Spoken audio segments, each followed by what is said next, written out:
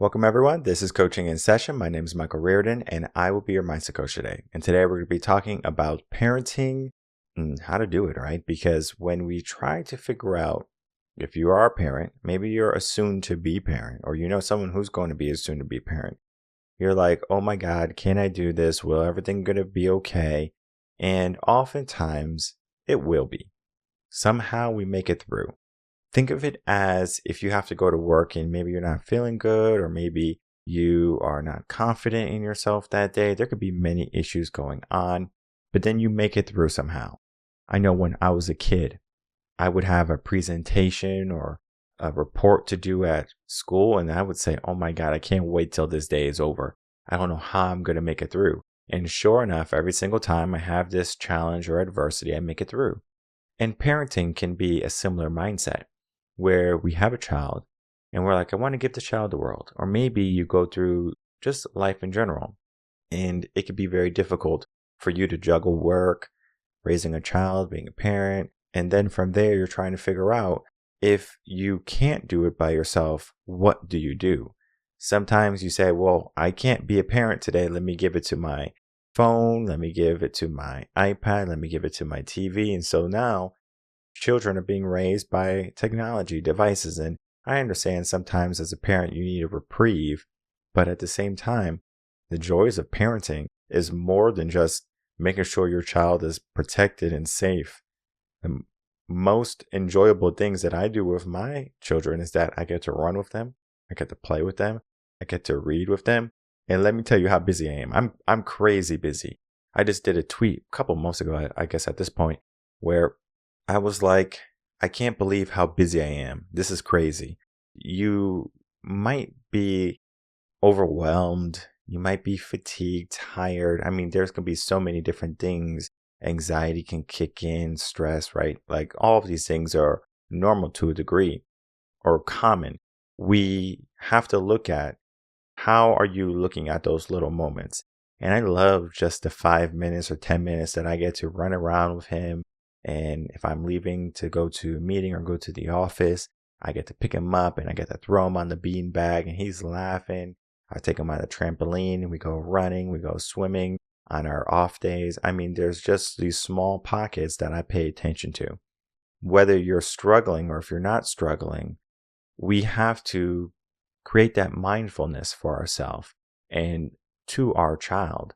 Because again, they have their own unique personality. They are going to be going through their own life circumstances, and we might not know how to navigate it all. I know for me, I was fortunate through my background in coaching children how to swim, teaching children in the classrooms. I am adept in, raising children. And just having one child or two child, like if I look at my family by myself compared to having 30 kids, this is a cakewalk. But not everyone is equipped with that. This is not to say that, oh, if you're not me, you can't figure out parenthood. This is to say that you can learn it too.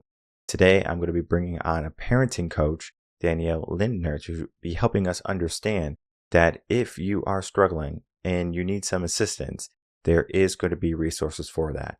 So let's take a look at that interview with Danielle and myself. Welcome, Danielle Linder, to Coaching in Session. How are you doing today? Good. How are you? Doing well. Thanks so much for coming on. Today, we're going to be talking about your work as a parenting coach. And I just love learning things about different professions, different coaches, and especially parenting, because parenting is not going to be a cookie cutter type of thing. It's not going to be a one size fit all. There's going to be unique situations, scenarios that a parent must understand and go through, especially if you have multiple children, because all of them have different personalities. So we're going to be learning all the tips and tricks today and getting into your work and how you help people. In your own words, can you tell the world who you are, what you do, and how you help? Sure. I try and help parents with giving them a toolbox with strategies to make parenting more joyful, more peaceful, and less full of battles. And I work with primarily parents who have children 18 months through, let's say, first grade, second grade, mostly early childhood educator. So that's my wheelhouse. And I started a preschool 14 years ago. I've worked with hundreds of children and hundreds of parents, and every child's different, every parent's different. I just felt like a lot of parents feel like they're alone out there, that asking for help means that they failed. And it's so the contrary. Asking for help means that you want to do the best by your child and your family.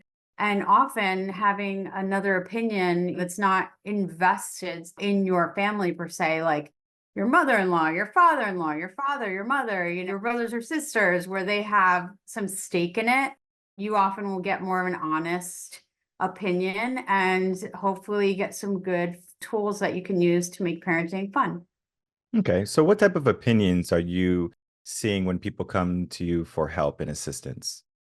Well, a lot of times parents will say, my child is tantruming all the time, and my, let's just say, mother-in-law is blaming me, saying that I'm not tough enough on her, I'm not strict enough, I'm always giving in, and that's why she's tantruming all the time. And there's a lot of mom guilt that happens, and this can happen with dads too. And we say, okay, so I say, so first of all, we're going to put that away, because the tantruming is not because you're a bad parent. The tantruming is because of something else going on. So that's when we would start to try and dissect it. And let's talk about, so what are the things that set off the tantrum? What are the things that make your child upset? Does your child have any learning challenges? Sometimes a child has a learning challenge that we're unaware of. The frustration of perhaps not being able to communicate effectively what they need or want can cause them to melt down and have a tantrum. And sometimes it's things that are just happening in the house. You have a new baby, dad or mom is traveling a lot. There's now a co-parenting arrangement. Maybe there's been a divorce. I try and dissect it with them, whatever, and figure out what is at the root cause of the tantrum. Or maybe they're not feeling well. It's so many different things, but it's never because you're a bad parent. So I think that's the first thing I want parents to know. I know you work with parents with children between 18 months and about 8 years old. What would you say is the most challenging years for new parents? I would say it's the 3-year-old years, surprisingly, because everybody thinks it's the terrible twos, and it really isn't. Every year, I have parents come to me of 3-year-olds and say, I don't know what happened. The twos were not terrible. They're okay. But now all of a sudden they're 3 and they're monsters and they're mean. And I say, just wait till they turn 4. It's all going to go away. What happens, I see with kids when they're 2, they're still very, very dependent on their caregiver. Their language may not be fully developed. So they're still struggling along and they're very, very dependent. And there may be a lot of separation anxiety. And then once they turn 3, they start to get a bigger vocabulary. They start to realize that they are a little human being with opinions and can make choices and have ideas. And they start to press buttons a little bit more and realize that, hey, I can be a little independent.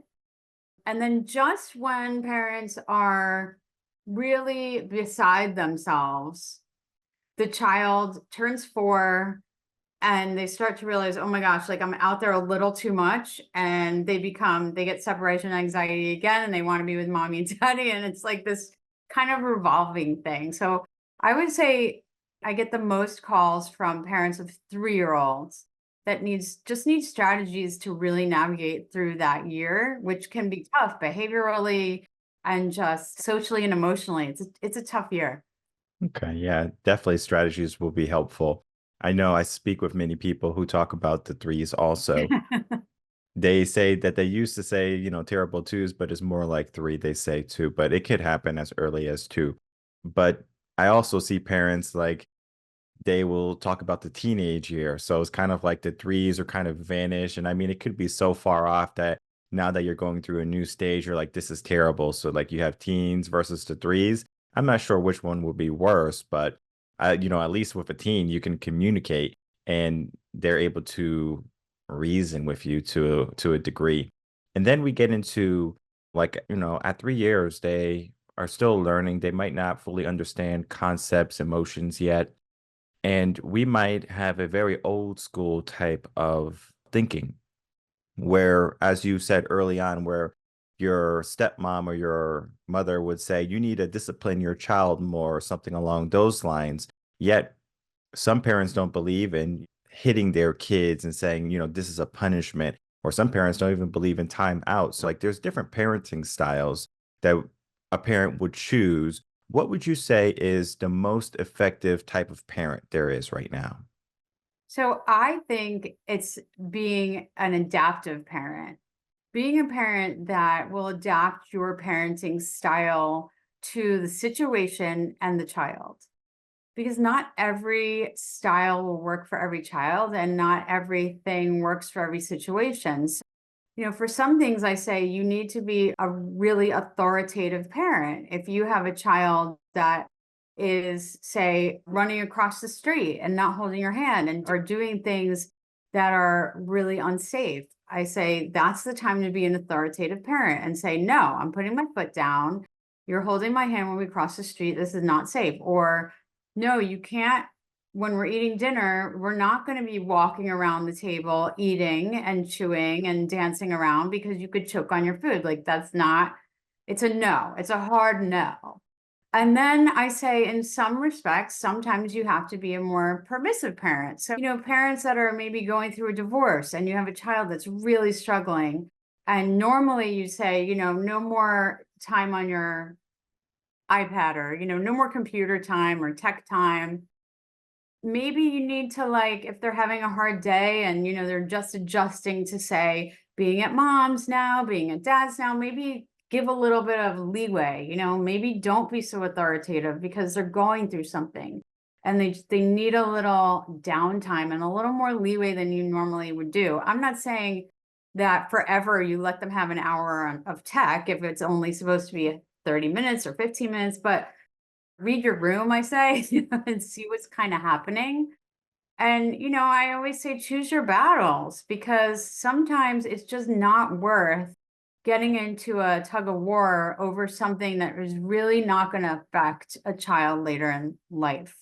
I was just talking to someone yesterday and I said that I saw a mom walking her son to school in an alligator costume. It was not Halloween and it was really hot out. And I just said, that's a mom that chose her battles, because who cares, He's going to get to school and peer pressure alone will take care of him getting out of the alligator costume. Like, don't worry about that. But he's not going to run across the street without you, because that's a hard no. Yeah, no, it's very true. The peer pressure, though, aspect, I mean, we can even go into the fact that when they start to go to school, it can even start as young as preschool, they start to learn from each other, where they're like, oh, they're doing this. Some play really nice, some don't play really nice. So you got to teach them how to play, teach them how to be nice, things along those lines. But then bad habits can form also. So they see them maybe spitting, where they're like, oh, they're spitting. So why can't I do it? Where that's going to be a whole conversation that needs to happen. Is there a way to, since we can't like pick the classrooms that our children are going in, is there a way to help the children move through the dynamic of different children growing up, different individuals? It's like, since they can do it, it doesn't mean you can do it, because there's a different mom or dad that says it's okay for them, but I say it's not okay for you. And then it's a whole battle, because in their mind, it's like they're three, I'm three, or I'm four, and they can do it, but I can't. Why is it like that? And I'm sure they're going through a lot of confusion because they're learning from their peers. As you said, with the peer pressure with the alligator outfit, it might seem like, okay, now I'm going to be like everyone else. But when they try to be like someone else and they do what other children are doing, then the parent kind of comes in, or guardian figure, and they say, you're not supposed to do this. So it's a bit confusing for children.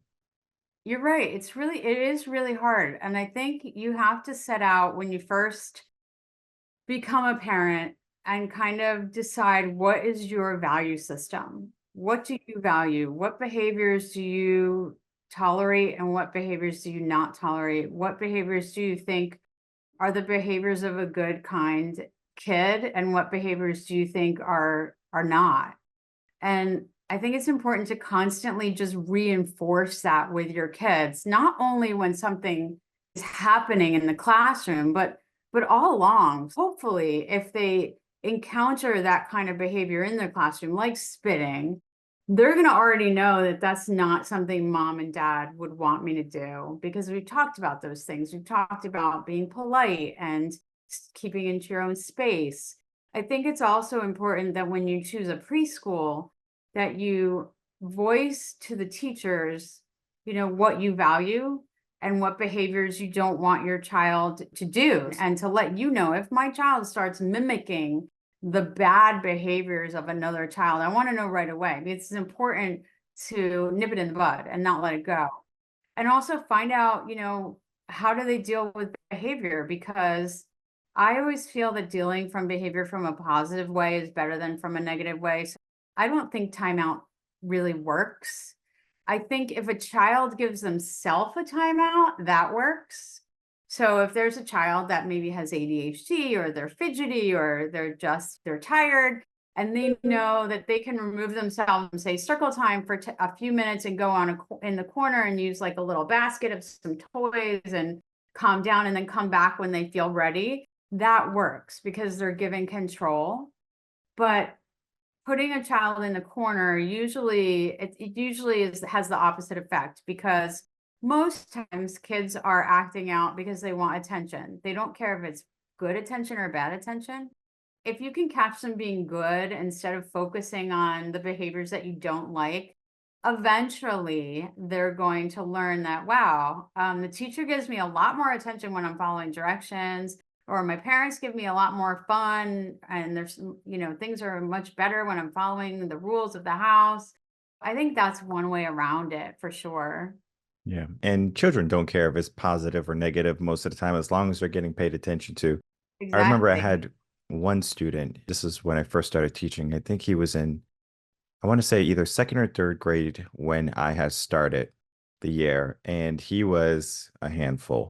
His mom was working, single mom, and he was being raised by his grandmother. She was doing the best she could, but he was kind of just running rampant. There was no discipline, no structure for him. And like when he would come into the classroom, I mean, he was under chairs, he was climbing, he was jumping, he was doing unsafe things. And like this is like my first year as teaching. So I was struggling with this one individual child because I'm like, what do you do with someone who doesn't want to learn and be a part of the classroom?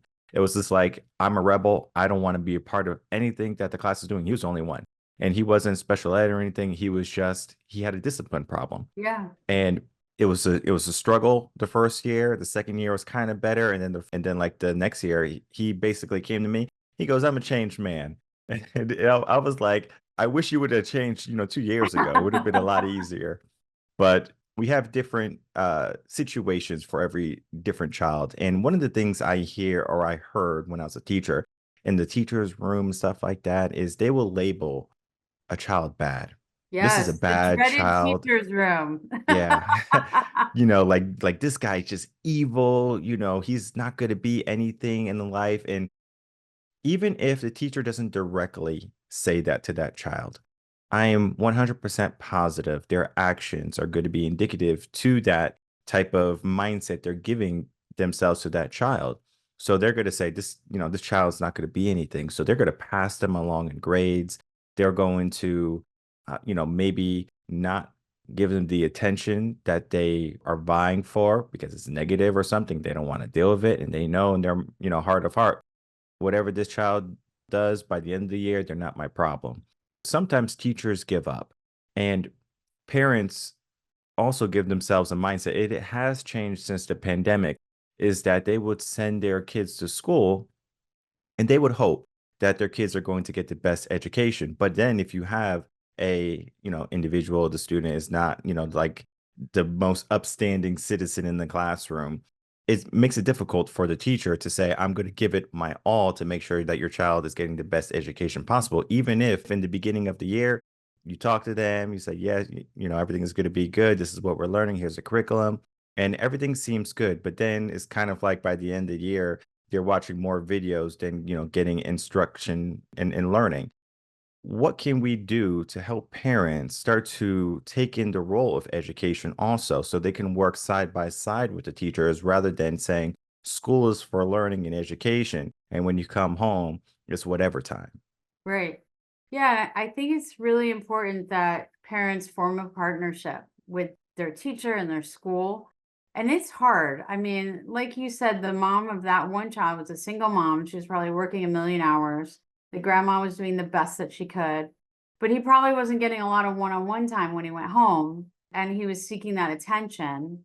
It's hard to say do this or do that because that's a situation where they're probably struggling to find 5 minutes where they could just get up the energy to make dinner, even perhaps. But I think that if you can ask the school, say, look, I'm struggling, but I do want to have some sort of connection. I do want to do something with my child at home to show there's a homeschool connection. Ask the teacher, what can I do? Can I get a workbook? Can I do, one page a night for 5 minutes? Or just read to your child. You don't have to do formal workbooks or worksheets or homework. Just read together because that's quality learning time. And it's a good time to choose books that maybe focus on issues that you think the child might be struggling with. And then that opens up discussion. And that's good quality time. That's actually a great recommendation is to read them books that they might be struggling with something. So if they're struggling with being kind, you get a book that's about being kind. If they're maybe a bully, and I hope that's not the case, but you get a book about bullying and you can see how the kid is sad, so then they can see it. It could be any type of thing. And there's so many wonderful books out there. And I encourage parents to go to like Barnes and Nobles or go to your local library. I just checked my local library the other day because my sister had sent me a picture of her daughter in the library. They had a whole event, it seemed like. There was story time, there was play, blocks, and everything. And many parents don't even know that there's so many resources that your town, that your city has to offer you. And just doing a little bit of investigative work, I called them because I went to the website and it was so confusing. And I mean, I'm tech savvy to a degree. And I was like, where in the world am I going to find this kid area? So I called the library and it was probably a woman who was I think like probably in her 50s it seemed like, and she was like, oh yeah, it's easy, and I'm like, man, like I'm getting showed up. But the reality is we have resources that we can utilize that many of us don't even know are there. So when a parent is going through struggling, their kid is not behaving, maybe they're a single child. I know sometimes this happens quite a bit when there's just one child, or if a parent has a long window between children. So, like if a children, or so if they have their first child and they're 5, and then they have the next child, it's like that big gap right there has to be learned from that child. Like 5 years, they were doing their thing and like mom and dad was giving me all this attention. And now all of a sudden, now it's being split versus if the child was maybe 1 or 2 around there, it's like, oh, wait, I'm growing up and I'm sharing the attention. And one of the things that I want to talk to you about is there was an interview with Jordan Peterson. He had talked about this idea and this concept about how we have to do the same things with our children. So if you pick up one kid, you have to pick up the other one so they don't kind of get this in their head like, oh, you care more about my brother or my sister. And I found that to be interesting to say the least, because it's like if you do that, in a sense, you don't teach them adversity because you're not going to get everything. So, for example, if a Right. team wins soccer or something, guess what? There's going to be a loser, but they do have teams and stuff like that where there's no points and everyone's a winner. And even that, like parents don't even like that. Like I've interviewed many, coaches and parents who say, that's not going to happen in my house. There's no participation trophies, there's no participation ribbons and things along those lines because they don't understand adversity. What is your take on adversity from, working in your window all the way up to 8 years old? Is it good? Is it bad? Is it necessary? I really think kids only learn or they learn the most during adverse situations. They learn how to be good sports. They learn how to deal with failure. and they learn how to pick themselves up and brush themselves off and start again and try again. And life, it's not always about, you're not always going to win. Everything's not always going to go your way. You're not always going to have everyone like you. You're not always going to have the best grade in the class. You're not always going to win every game and I think it's important. It's just as important to, be good at something and be a winner as it is to learn how to be a graceful loser. And I think get great lessons. It's great if they can win some too, because that's a great feeling and you want them to feel good about themselves. But also, how do I act when I'm not, when I don't win? Good sportsmanship. Good job, everybody. When they shake hands with the soccer teams and they shake hands and they're like, it was a great game. It was still fun. We had a great time. I think that's really important to teach kids. And I don't think participation trophies do anything to help a child unless the participation trophy is for, we had 10 games and we absolutely need every single person to show up for all 10 games or we're disqualified. If it's an award for that attendance, then that's great. If it's for that. But if it's for, you came to 3 games, you didn't play really hard, you didn't give it your all, but you're still going to get a trophy because you paid to go to the dinner, I don't care for that approach. There's a concept about children in play where they're supposed to get about, I think it's like 2 hours of uninterrupted play per day. And we, as parents, we're busy. And then schools, they have their own curriculum and things along those lines. Recess is what, 24, 25 minutes. And they might get PE once a week, sometimes twice a week, depending on the rotation in the class. You're only getting maybe at most 2 to 3 hours of physical activity in school per week. Now, of course, that's not to say that they're not going to go home and play. Here in Texas, for example, it's very hot. They are going to come home. They're going to say, oh, I had such a rough day at school. Someone said something about me, or I got to do homework. And before you know it, they're so wiped out, mentally drained, that they just want to be in the iPad, watch some cartoons, TV. And we can see the childhood that we grew up in being very different than the childhood that our children are growing up in. And we have to ask ourselves, is this a good thing or is this a bad thing? Would you say that children growing up today with technology have, I guess you could say, new world problems that they have to address versus ourselves while we were growing up? Because I remember growing up being out on the streets and going riding my bike and like my grandmother yelling at me to come inside and eat. And I'm just out, hanging out with my friends, catching fireflies. And I mean, it was a different life. It's a different world, it seemed like. But now it's like everything is iPad, technology, TV. There's just so many things that can distract us from going outside. But then if you give them the option to go outside or have an iPad, typically they will go outside, especially if they're younger. But as they grow, they become more dependent on that technology. And it could be because there's a social aspect to it where I need to be connected to my friends. So I need to talk to them on a, like a chat room or something. Like, I'm not sure what they're using today, but they are using it as a tool to, I guess you can say, replace in-person meetings and greetings. Yeah, I would absolutely agree. I think kids today are really missing out. I think that they are in this immediate gratification kind of world where if they don't get the answer right away, they're upset about it. If they're not constantly stimulated, it's hard for them. Going outside and trying to gather a bunch of people to have a game of kickball like I used to do, like never happens. I used to go out with a stick and that was like, what, we're going to make this stick be something, like we're going to have a fake campfire, we're going to pretend we're fishing, and we're going to go on an adventure.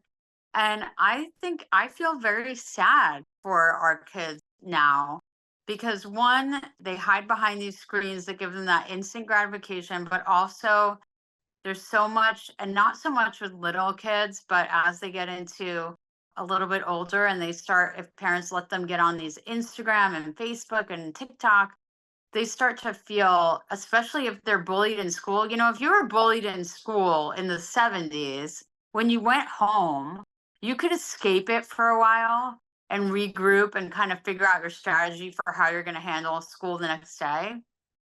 Now there's no escape. These kids are bombarded constantly with nasty text messages and terrible posts about them on Instagram and TikTok. And I think it's really sad. And, I wish, I kind of grieve for our children not having the kind of freedom and imaginary play experiences that we had, because I think they were wonderful.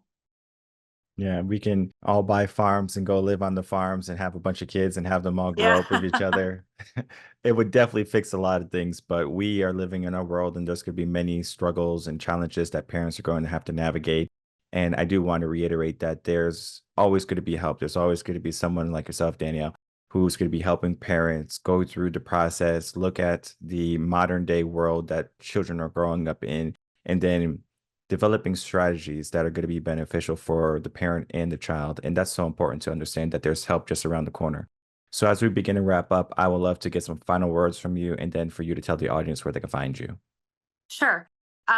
I think the most important thing is to remember that just because you've had a child, it doesn't mean that the next day you're going to have every answer to parenting, that you're going to be perfect, that you're going to know the answer for everything. I always hear, oh, as soon as you have the baby, you'll know everything. And it's just not true. You don't know everything. And you grow up with your child, you grow up together, you learn together. And it's okay to say, I don't know how to handle this. It's totally okay, because if you've been there, so have a million other parents. That's totally fine. I also say don't Instagram yourself. Don't compare yourself to other perfect families on Instagram, because they're not perfect. They're not showing you the dirt diaper at Disney. They're taking the picture after or before before everyone's like, crying and screaming. And just compare yourself and to your family and to your values and what's important to you. If you want to find out more about my coaching, you can find me at my website, which is daniellelinder.com, DANIELLE .Lindner, and you can also get my book, which is Parents Pocket Guide to Surviving the Preschool Years, on Amazon or Barnes and Noble. All right. And I'll make it easy for everyone. You don't have to worry about the spelling. Just click the link in the description box below. I just find this so much easier before they had to keep rewinding as a D. Okay, A. So just click the link. You'll get straight to her website. You'll get her book and you'll just learn what needs to be done. And if you are struggling, just again, you're not alone. We can look at the picture perfect, as you said, the Instagram type of thing where everything is perfect. There's filters and everyone's smiling, but you didn't see the tantrum before. You didn't see the fight. You might not see the gray hairs because they just dyed their hair. So there's going to be an experience that you have to go through as a parent. And I always say that you should cherish it, because when they're little babies, you love them and they're cuddly and they're always sleeping. And like, this is pretty easy. And then they start walking. You're like, oh my God, I have to childproof my house.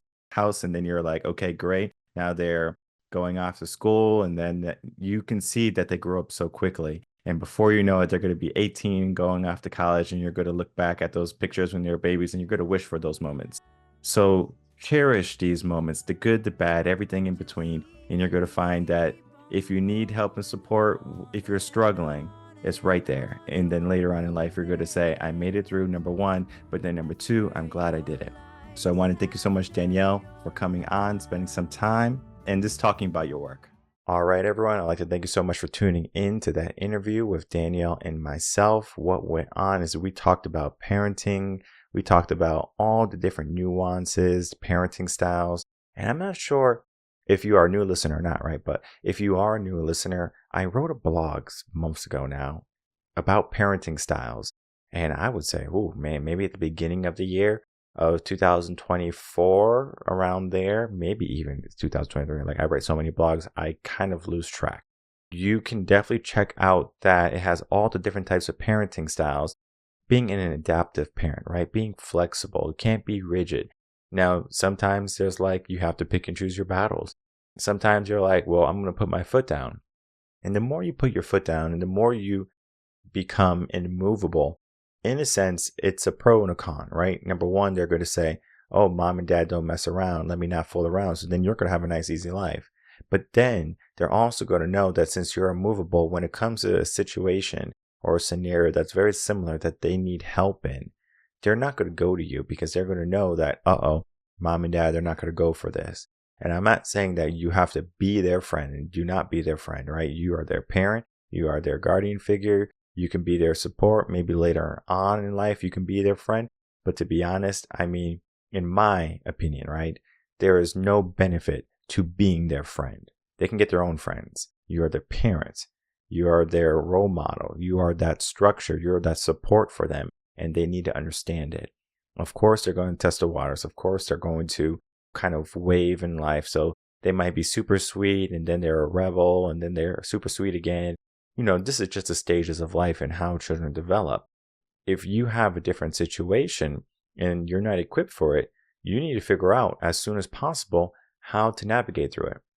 Because I know parents who have children who are going to be, working in special ed, they have ADHD or ADD or whatever it is, and they have these behavioral issues. And what I have found working and being a teacher and working in special ed is when you label a child and you say that you have a problem, now that becomes their identity. And if you give a child an identity, whether it be willing or unwilling, like unwillingly known to you, you will create issues for yourself as a parent. Maybe you have multiple children, right? Why can't you be more like your sister? Why can't you be more like your brother? Why can't you be more like your friends at school? Or why can't you be more like, your cousin and your, whatever it be, right? You compare them. And now in their eyes, in their mind, it's not only like they have to mimic that person, it's that you don't accept them for who they are. I know you might not have meant that. The things that we say sometimes can be unloving as parents.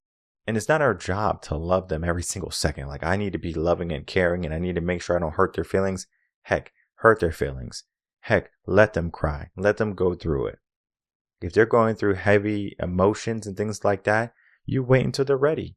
You're not going to try to conversate with them and talk to them if they're having a tantrum, yelling and screaming, and every single time you talk, they get louder. The only thing I would do in a situation like that is let me know when you're ready. That's what I would say. I would say, just let me know when you're ready. So I'm trying to have a conversation with you. And this is just my style. It has worked for me for multiple different personalities and children. It might not work for you. You might say, well, come here. Let me give you a hug. Tell me what's wrong. My mom would do that. It worked. We have different parenting techniques and styles, and you have to figure out what works for you. Think of it as your job, right? You might be a lawyer. You might be a doctor. You might be someone in showbiz, right? And if you had to work a different career, you would have to learn that whole career over. You would have to maybe create a different persona, different identity in your mind, different mindset, depending on the job, right? Because there's certain jobs and careers that you have to be a go-getter. For example, a lawyer. You have to be a go-getter, right? You have to be fierce in a certain degree, in a sense, versus if you were, let's say, a pediatrician, right? A pediatrician is going to be someone who's very loving, caring. You don't have to be so fierce, right? You're dealing with children. You are understanding, empathetic. Guess what?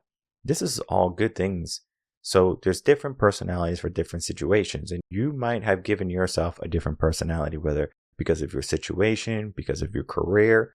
Understand that you can intertwine it and interweave it in your parenting styles. But at the end of the day, you get to decide what type of child you would like to raise. In a sense, they are like a blank canvas. You are helping them become that masterpiece that we know that they can become. Sometimes there can be a blop or a little error, mistake that is made in life, right? Something happens. But I remember Bob Ross. If you don't remember Bob Ross, he was an artist. He had a show, and he would just paint on his show for about 30 minutes or something like that. And it was so wholesome. He said there is no mistake in art. There's just happy little accidents. Not saying that the accidents happen in our children's life and, as a parent, is something that we should say, oh, well, we should welcome these accidents. But it is life. It's the yin and the yang of parenting, right? We have the good, we have the bad, we have the moments when we feel overwhelmed. We feel tired, but we get through. We somehow make it. And this is something that you don't even have to do by yourself. Join a parenting group. Look for local parents in your neighborhood. I can't tell you how many local parents in my neighborhood who are looking for children to play with, to interact with, to have play dates with. I mean, this is a commodity. Children love to play with other children, but yet we live in a different world and a different society. It's very easy for us to say, well, we can stay inside the house. Everything is in the house, right? You have your food, you have your safety, you have your toys. There's a lot of things that are there. It's comfort. But let's get out of the comfort for a minute. We're going to go to those hot soccer fields and those football stadiums and play baseball with them in the scorching sun. And I'm talking about Texas, but we learn that it's not always going to be comfort. It's not always going to be easy. Everything is not going to be according to plan. We make the best of what we have. If you are stuck in this mindset of perfection, then that's when you're going to want to reach out to a coach, someone who's going to be able to help you, guide you through the parenting process. It is going to be diverse because, again, there's so many different personalities from the parent side all the way to the child side. And you have to figure out what is going to be the best mix for you. And again, the masterpiece that you're trying to raise or create. There's so much that happens in our life. I would say the proudest moments of a person or a parent's life especially is going to be their children. So be happy about your boy, be happy about your girl. Cherish those moments, the good, the bad, the ugly, everything in between. Maybe one day you are a grandparent and you're going to fix all of the things that you did wrong. And I say wrong in quotations because I remember my dad, I was talking to him and he was like, growing up, we made a lot of mistakes. And I thought I came out great, or my family came out great. And if I look back, I can see all the issues, right? Where we grew up and the scenarios that we were given. I still had a powerful, strong, positive mindset that came from the values that was instilled on me. So understand your values, understand what type of character you're presenting to them, and begin to be that role model, even if it's working on yourself a day at a time.